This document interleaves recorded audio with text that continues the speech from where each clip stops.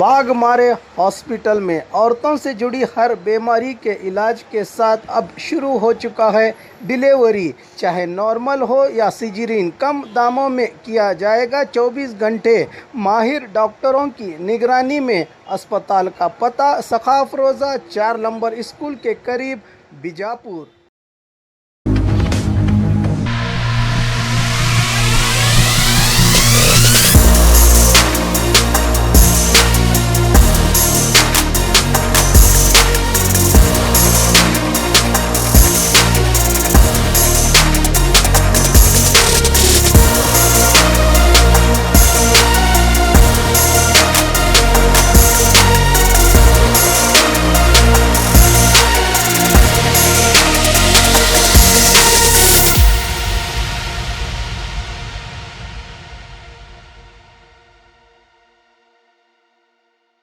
आपका खैर मकदम है 4 TV न्यूज़ में। मैं हूं खुर्शीद आलम। कोरोना महामारी के चलते यानी कोविड-19 प्रोटोकॉल को जहां पर जो है फॉलो किया जा रहा है, और हम कोविड-19 पॉजिटिव की जब हम बात करते हैं तो बीजापुर में जो है 300 से ज़्यादा कल जो है पॉजिटिव पेशेंट्स आए हैं। और कर्नाटक की जब हम बात करते हैं तो 52,000 यानी 50,000 का आंकड़ा जो पार हो चुका है। यानी कर्नाटक जो है इंडिया में सबसे पहला स्टेट माना जा रहा है जहां पर कोविड-19 के पॉजिटिव केस इतनी तेज़ी से बढ़ रहे हैं। और इसी के चलते आज हम जो है डिस्ट्रिक्ट कोर्ट के सामने मौजूद हैं। डिस्ट्रिक्ट कोर्ट को भी जो है लास्ट मंडे यानी पिछले सोमवार से जो है बंद कर दिया गया है, गेट डाला गया है। और कोई भी क्लाइंट्स हो या फिर हो, किसी को आम जनता को कोर्ट के अंदर जाने की परमिशन बिल्कुल नहीं है। और सिर्फ एडवोकेट्स कोर्ट में जाकर अपनी पेशी ले सकते हैं, तारीख ले सकते हैं। आइए हमारे साथ जुड़े हुए हैं डिस्ट्रिक्ट कोर्ट के बार एसोसिएशन अध्यक्ष जिराळे साहब। सर ಏನು ಪ್ರೋಟೋಕಾಲ್ ಏನದು ಸರ್?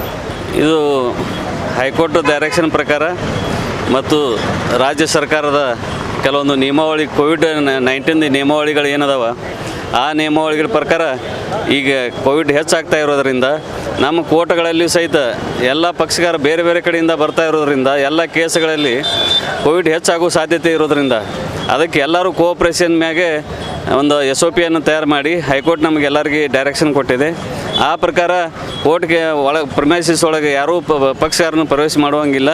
ಎಮರ್ಜೆನ್ಸಿ ಕೇಸ್ ಕ್ರಿಮಿನಲ್ ಕೇಸ್ನಲ್ಲಿ ಮಾತ್ರ ಸಾಕ್ಷಿ ಇದ್ರೆ ಮಾತ್ರ ಅವ್ರನ್ನ ಪಕ್ಷಗಾರನ ಸಾಕ್ಷಿದಾರನ ಕಳಿಸಬೇಕಾಗಿ, ಉಳಿದವ್ರನ್ನ ಯಾರನ್ನೂ ಒಳಗೆ ಪ್ರವೇಶ ಮಾಡಿಸಬಾರ್ದು ಅಂಥೇಳಿ SOP ಇರೋದ್ರಿಂದ ಆಮೇಲೆ ನಮ್ಮ ಅಡ್ವೊಕೇಟ್ ಮಾತ್ರ ಫಿಸಿಕಲಿ ನಾವು ಹೋಗ್ಬೋದು। ಅದು ನಮ್ಮಲ್ಲಿ ಸ್ಕ್ರೀನ್ ಇದು ಇದೆ, ಟೆಂಪರೇಚರ್ ಚೆಕ್ಕಿಂಗ್ ಇದೆ, ಅದು ಬೇರೆ ಬೇರೆ ಚೆಕ್ಕಿಂಗ್ ಮಾಡಿಸ್ಕೊಂಡು ನಾವು ವಕೀಲರು ಸಹಿತ ನಾವು ಪ್ರವೇಶ ಮಾಡಬೇಕಾಗ್ತದೆ ಒಳಗೆ। ಪಕ್ಷರಿಗೆ ಯಾರಿಗೂ ನಾವು ಪ್ರವೇಶ ಮಾಡುವಂಥದ್ದು ಅವಕಾಶನ ಇಲ್ಲಿ ನಾವು ಜಿಲ್ಲಾಡಳಿತ ನಮ್ಮಾಗಲಿ ಅಥವಾ ನಮ್ಮ ನ್ಯಾಯಾಂಗ ಅಧಿಕಾರಿಗಳಾಗಲಿ ಅಂದ್ರೆ ಪರ್ಮಿಷನ್ ಕೊಟ್ಟಿಲ್ಲ SOP ಪ್ರಕಾರ। ಇಲ್ಲಿ ಒಳಗೆ ಕ್ಯಾಂಟೀನ್ ಆಗಲಿ ನಾವು ಬಂದ್ ಮಾಡಿದ್ದೀವಿ। ಆಮೇಲೆ ಎಲ್ಲ 50% ಅಷ್ಟೇ ಜೆರಾಕ್ಸ್ ಅಂಗಡಿ ಆಗಲಿ ಅಥವಾ ನಮ್ಮ ನೋಟ್ರಿ ಅವರಾಗಲಿ ಅಥವಾ ಓತ್ ಕಮಿಷನ್ ಆಗಲಿ 50% ಮಾತ್ರ ನಮಗೆ ಒಳಗೆ ಅವಕಾಶ ಇದೆ। ಉಳಿದ 50% ಮಾತ್ರ ರೊಟೇಷನ್ ಸಿಸ್ಟಮ್ ಮೇಲೆ ಟೈಪಿಸ್ಟ್ ಆಗಲಿ ಎಲ್ಲರಿಗೆ ನಾವು ರೊಟೇಷನ್ ಮಾಡಿದ್ದೀವಿ। ವಾರಕ್ಕೆ ಒಂದು ಸಲ 6 ಮಂದಿ ಇದ್ರೆ 3 ಮಂದಿ ಒಂದು ವಾರ, 3 ಮಂದಿ ಒಂದು ವಾರ ರೊಟೇಷನ್ 50% ಅವ್ರು ಬರಬೇಕು, ಕೆಲಸ ಮಾಡಬೇಕು। ಹೀಗಾಗಿ ಎಲ್ಲರಿಗೂ ಒಮ್ಮೆ ಅವಕಾಶ ಇಲ್ಲ। ಈ ಥರ ಪಕ್ಷಗಾರಿಗೂ ಸಹಿತ ಯಾವುದೇ ಅಡ್ವಾನ್ಸ್ ಏನು ಆರ್ಡರ್ ಮಾಡ್ತಾ ಇಲ್ಲ। ಯಾಕಂತಂದರೆ ಕೋವಿಡ್ ಇರೋದ್ರಿಂದ ಈ ಮಹಾಮಾರಿಯಿಂದ ತಪ್ಪಿಸ್ಕೋಬೇಕಂದ್ರೆ ಎಲ್ಲರೂ ಕೋಆಪ್ರೇಷನ್ ಬೇಕಾಗಿರೋದ್ರಿಂದ ಎಲ್ಲ ವಕೀಲರಿಗೆ ಸಹಿತ ಹೈಕೋರ್ಟ್ದವ್ರು ಏನು ಹೇಳಿದಾರೆ, ನಿಮ್ಮ ಪಕ್ಷಗಾರಿಗೆ ಯಾರಿಗೆ ಕರೆಸಬೇಡ್ರಿ, ಅಡ್ವಾನ್ಸ್ ಏನೂ ಮಾಡೋಂಗಿಲ್ಲ। ಈಗೇನು ಎಮರ್ಜೆನ್ಸಿ ಕೇಸ್ ಏನಿರ್ತಾವೆ ನೀವು ಎಲ್ಲ ಆರ್ಗ್ಯುಮೆಂಟ್ ಅದು ಏನದ ಫಿಸಿಕಲಿ ಆರ್ ವರ್ಚುವಲಿ ಎರಡೂ ಥರ ನೀವು ಮಾಡಿರಿ। ಆಮೇಲೆ ಉಳಿದ ಪಕ್ಷಗಾರಿಗೆ ಏನು ಅವಶ್ಯಕತೆ ಇಲ್ಲ ಅಂಥೇಳಿ ಈಗ ಯಾವುದೋ ಕೋರ್ಟ್ನಲ್ಲಿ ಯಾರಿಗೆ ಈಗ ವಾರಂಟ್ ಮಾಡೋದಾಗಲಿ ಅಥವಾ ಮತ್ತು ಯಾವುದೇ ರೀತಿಯಾಗಿ ಅಡ್ವಾನ್ಸ್ ಮಾಡುವಂಥದ್ದು ಏನೂ ಮಾಡ್ತಾಯಿಲ್ಲ। ಅದಕ್ಕೆ ಯಾರೂ ಪಕ್ಷಗಾರ ಇಲ್ಲಿ ಕೋರ್ಟಿನ ಸನಿಯಕ್ಕೆ ಬರುವಂಥ ಅವಶ್ಯಕತೆಯೂ ಇಲ್ಲ, ಬರಬಾರ್ದು। ಯಾಕಂದರೆ ಕೋವಿಡ್ ಮಹಾಮಾರಿ ಹಂಗೆ ಹೆಚ್ಚಾಗ್ತಾ ಇದೆ ಹೊರತು ಕಡಿಮೆ ಆಗ್ತಾ ಇಲ್ಲ। ಅದಕ್ಕಾಗಿ ಯಾರೂ ಇಲ್ಲಿ ಕೋರ್ಟ್ ಸನಿಯಕ್ಕೆ ಬರಬಾರ್ದು ಅಂಥೇಳಿ ನಾನು ಅದನ್ನು ಕೇಳ್ಕೊತೀನಿ। ಯಾಕಂದ್ರೆ ಹೈಕೋರ್ಟ್ SOP ಇರೋದ್ರಿಂದ ಇಲ್ಲಿ ಕೋರ್ಟ್ ಮುಂದೆ ಬಂದಿದ್ರೆ ಏನೂ ಕೆಲಸ ಆಗಂಗಿಲ್ಲ। ನಾವು ವಕೀಲರು ಏನದ ಒಳಗಿನ ಕೆಲಸ ನಾವು ಮಾಡ್ತೀವಿ, ನ್ಯಾಯಾಧೀಶರು ಅವ್ರದ್ದು ಏನು ಕೆಲಸ ಅವರು ಮಾಡ್ತಾರೆ, ಎಷ್ಟು ಕೇಸ್ ಆಗ್ತೈತಿ ಅಷ್ಟು ನಾವು ಮಾಡ್ತೀವಿ। ಮುಂದೆ ಏನೋ ನಾವು SOP ಮತ್ತು ಚೇಂಜ್ ಆಗ್ತದೆ, ಆ ರೂಲ್ಸ್ ಪ್ರಕಾರ ನಾವು ಮುಂದೆ ಅದನ್ನ ನಡ್ಕೊಳ್ಳೋಣ। ಈಗೇನು ರೂಲ್ಸ್ ಬಂದ ಪ್ರಕಾರ SOP ಬಂದ ಪ್ರಕಾರ ನಾವು ಯಾರೂ ನಮ್ಮ ರೂಲ್ಸನ್ನು ಬ್ರೇಕ್ ಮಾಡುವಂಥದ್ದು ಅವಶ್ಯಕತೆಯೂ ಇಲ್ಲ. ಆಮೇಲೆ ಒಳಗೆ ಯಾರನ್ನೂ ಇಲ್ಲಿ ಪ್ರವೇಶನೂ ಇಲ್ಲ. ಯಾಕಂದ್ರೆ ಏನು ಅಡ್ವೊಕೇಟ್ಸ್ ಅದಾರ ಅಷ್ಟಿಗೆ ಒಳಗೆ ಪ್ರವೇಶ ಇದೆ, ಉಳಿದಿದ್ದು ಯಾವ ಆ್ಯಕ್ಟಿವಿಟೀಸು ಇಲ್ಲ. ಸರ್, ಈಗ ತಾನೇ ನೀವು ಹೇಳಿದ್ರಿ ಎಮರ್ಜೆನ್ಸಿ ಕೇಸ್ ಅಷ್ಟೇ ಸಾಕ್ಷಿದಾರ ಅವ್ರಿಗೆ ಬಿಡ್ಬೋದು ಅಂತ.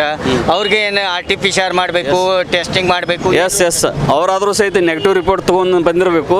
ಆಮೇಲೆ 2 ವ್ಯಾಕ್ಸಿನೇಷನ್ ಹಾಕೊಂಡು ಬಂದಿರಬೇಕು. ಅವ್ರಿಗೆ ಮಾತ್ರ ಅದು ರೇರ್ ಕೇಸಿನಲ್ಲಿ, ಎಲ್ಲ ಕೇಸಿನಲ್ಲಿ ಇಲ್ಲ. ಅತಿ ಫೈನಲ್ಗೆ ಬಂದಿರ್ತಾವೆ ಅವರು.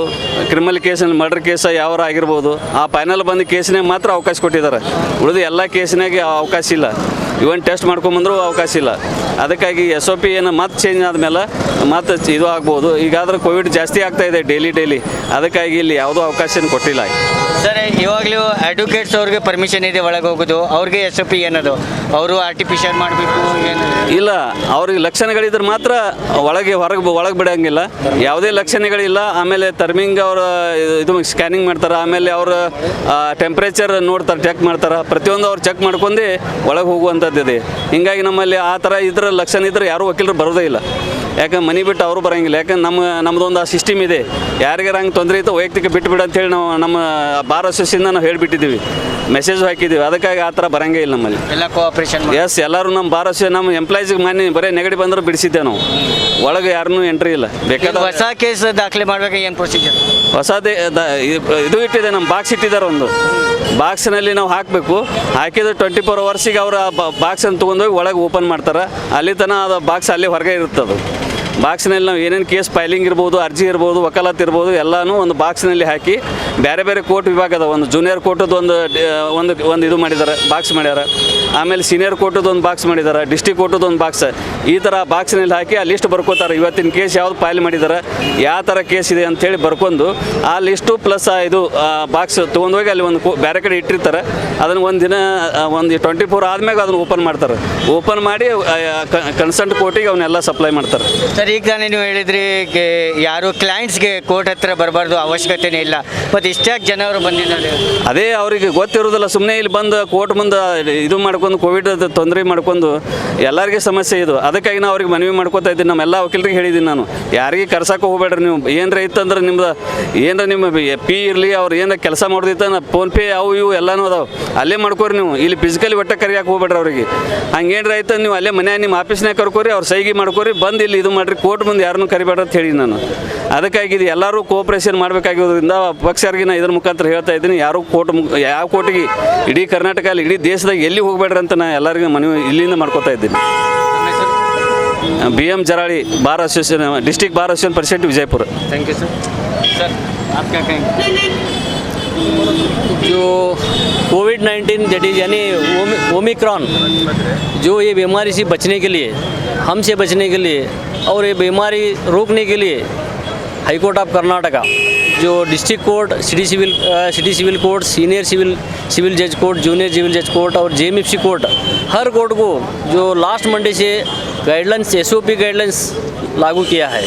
जो SOP गाइडलाइंस के मुताबिक जो पूरे क्लाइंट्स क्या हैं, क्लाइंट्स कोर्ट के अंदर नहीं आ सकते, उनको आने के लिए मना है, क्योंकि वो अर्जेंट केसेस के लिए उतना हाई कोर्ट परमिशन दिए हमको। जो अर्जेंट केसेस फाइल करने के लिए स्टे वगैरह क्या है, जो हम स्टे वगैरह लेने के लिए या बेल मैटर से इतना ही हाई कोर्ट हमने परमिशन दी है। इसीलिए जो क्लाइंट्स क्या है उनको मना है, जब तक जो हाई कोर्ट ऑर्डर करती जब तक ये SOP लागू रहेगा। और ये SOP हमारे जो पब्लिक को, यहाँ पे क्लाइंट्स को जो मना किया गया है, फिर भी वो नहीं, वो पब्लिक क्या है केसेस रहने की वजह से, क्योंकि क्रिमिनल केसेस के अंदर इसी के थ्रू उनका जायज़ा लिया जाएगा, कोर्ट ले रहा है, उसीलिए वो लोग यहाँ पे आए हैं। उसके वास्ते ये SOP गाइडलाइंस क्या है जो हाई कोर्ट ने जो लागू किया है, जो सब पब्लिक के लिए और हमारे क्लाइंट्स एडवोकेट्स के लिए सब के लिए, ये ना फैलना नहीं है बोल के उसकी वजह से ये किया है। अच्छा ये सिस्टम अच्छा है, इसीलिए हम ये सिस्टम को हम सपोर्ट करते हैं। LM Hansli advocate Vijaypur.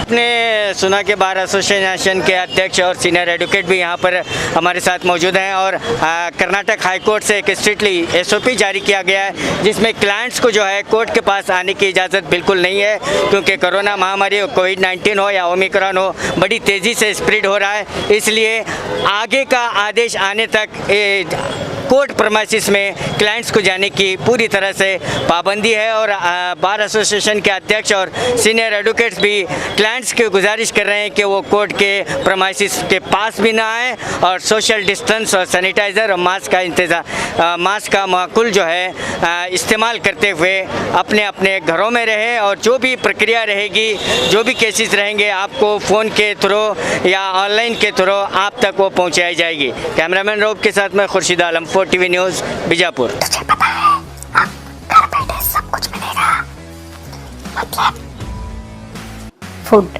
Grocery, Rao, chicken, mutton, fish, vegetables, fruit, juice, मिठाई, मेडिसिन, चाय और पानी, वो भी अपने मनपसंद शॉप से सिर्फ 30 मिनट में अपने घर तक।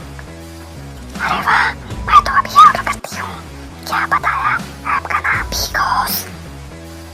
तुम इस ऐप के बारे में किसी को मत बताना।